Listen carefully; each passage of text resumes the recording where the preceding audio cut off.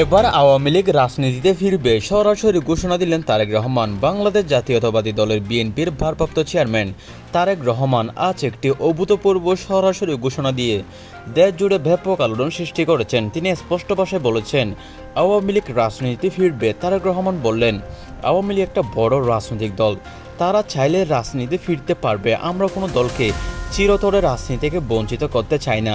আওয়ামী লীগ যদি গণতান্ত্রিক পথে ফিরে আসতে চায় তাহলে তাদের সেই সুযোগ দেওয়া হবে। তারা খোলাখুলিভাবে রাজনৈতিক কার্যক্রম চালাতে পারবে, সমাবেশ করতে পারবে এবং নির্বাচনী প্রক্রিয়ায় অংশ নিতে পারবে যদি দ্বিতীয় নির্বাচনের মধ্যে। তার এই ঘোষণায় বিএনপি সরকারের অভ্যন্তর এবং রাজনৈতিক মহলে ব্যাপক তোলপাড় সৃষ্টি করেছেন। যিনি অতীতে আওয়ামী লীগের বিরুদ্ধে কঠোর অবস্থান নিয়েছেন, তার মুখ থেকে খোলাখুলি অনুমতি অনেকের কাছে অপ্রত্যাশিত। তারেক রহমান আরও বলেন, দেশের গণতন্ত্রকে শক্তিশালী করতে হলে সব দলের অংশগ্রহণ প্রয়োজন।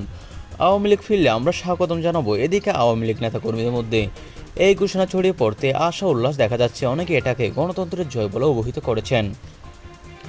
সামাজিক যোগাযোগ মাধ্যমে নেটিজনদের মধ্যে তুমুল আলোচনা চলছে। কেউ কেউ এটাকে জাতীয় ঐক্যের পথ বলছেন, আবার কেউ কেউ রাজনৈতিক কৌশল হিসেবে দেখছেন।